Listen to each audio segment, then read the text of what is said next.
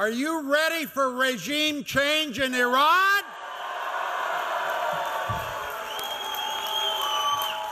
Do you want change in Iran?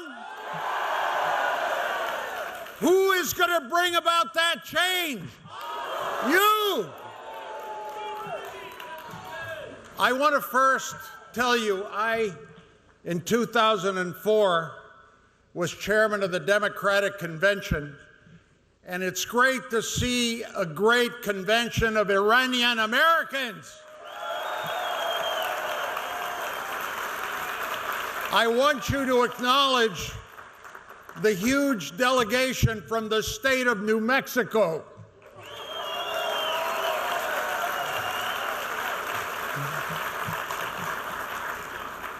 This man here is a hero.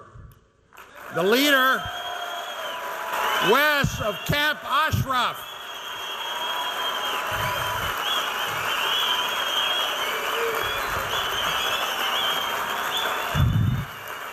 I'm very proud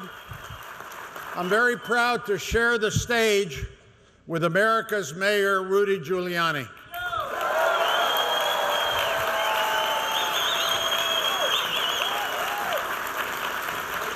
And now the president's mayor, too. But what has happened in the last few months?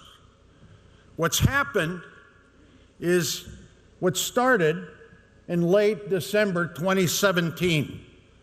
Massive protests erupting all over Iran. Let's hear it for those protesters.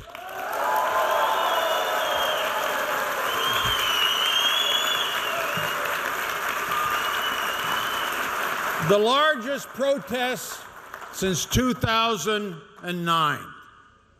They started in Mashhad, 142 cities in every one of Iran's 31 provinces. Every one. 142 cities. Why? You heard it. You heard it from these wonderful students. Let's hear it for that youth that spoke moments ago. The future. Why? Why this uprising? Economic issues, banks collapsing, pensions lost, no water, runaway prices, food, eggs, cost out of control, human rights violations galore. Everywhere.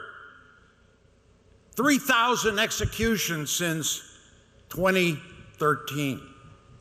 Arrests, jailings, including Americans, including many from throughout the world just seeking freedom, journalists. Massive political corruption everywhere. Helping the murderous regime in Syria, helping and aiding a man who killed with chemical weapons his own people. Is that what we want in Iran?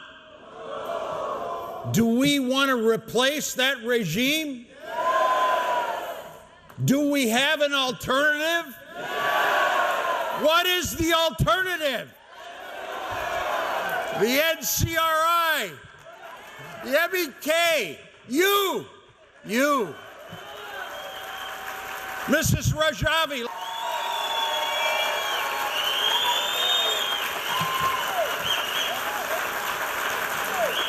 You know, I was told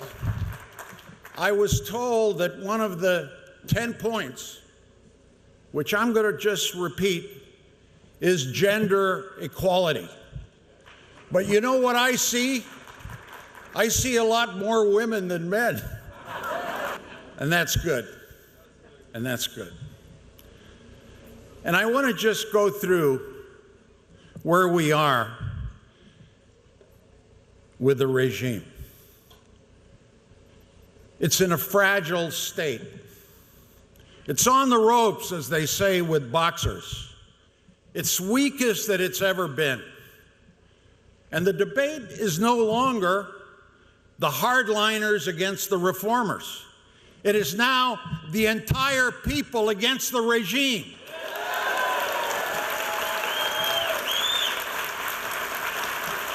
The Iranian people want regime change. People are standing up everywhere, regardless of political persuasion. So, question number 2. Why are we here? Why are you all here from all around the country? We are here to recognize there is a legitimate opposition. It's right here. It's right here.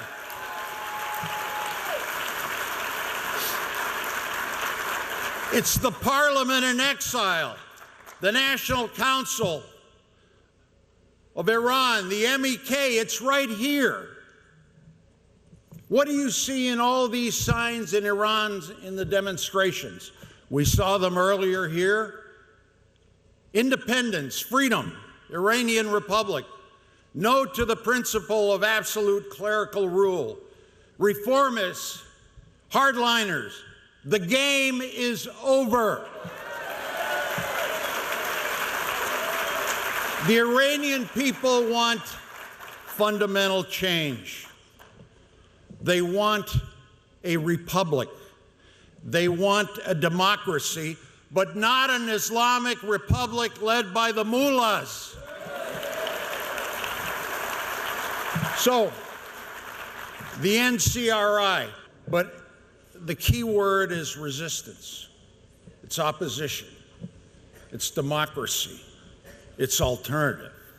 So why the NCRI? What are the reasons? Why are we all here? And I'm going to give you some very good reasons. One, very good organizational skills. We can see it here. We can see it in the events in Paris. We can see them June 30th in Paris, where Iranians from all over the world come together. The last event I went to it was packed, and it was lively, and it was hot. People were sweating, but sweating with strength and love and reform and democracy. And Wes has a lot to do with that.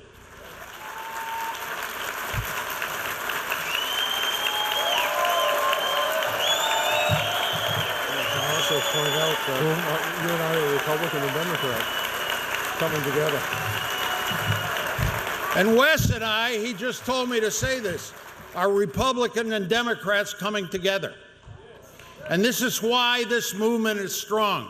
You heard from Democrats, you heard from Republicans, you've heard from people around the world, the European Union, from Spaniards, Frenchmen, Latin Americans, Mexicans, Africans, Asians.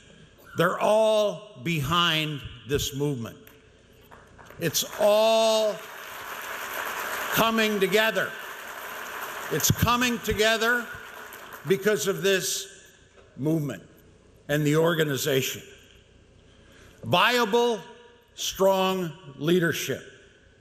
Mrs. Rajavi.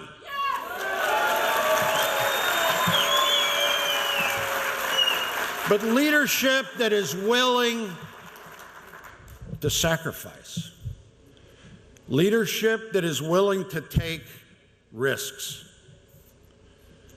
Leadership with a platform, a democratic vision for the future. Not just slogans, but specific principles. I mentioned risk, a willingness to sacrifice. Also very important, exposing those intelligence secrets that the regime wanted to keep on their nuclear capability. This was done by this organization. So I'm going to close with why these principles are so important. You know, they were mentioned probably earlier in the discussion. The 10-point plan. for the future. The ballot box, votes, democracy is the only barometer for legitimacy. A republic based on universal suffrage, number one. Number two, a pluralistic system, freedom of parties and assembly and press, respecting all individual freedoms, freedom of expression in the media, unconditional access of the internet, the most powerful form of communication today. Number three, a supporting and committing to the abolition of the death penalty. I was very proud as governor of New Mexico to abolish the death penalty, and it should be all around the world. The separation of church and state, any form of discrimination against the followers of any religion and denomination should be totally prohibited. Gender equality in political, social, economic arenas, committed to equal participation of women in political leadership. Any form of discrimination against women abolished.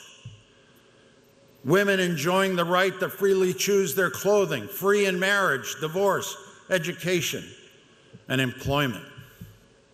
Number six,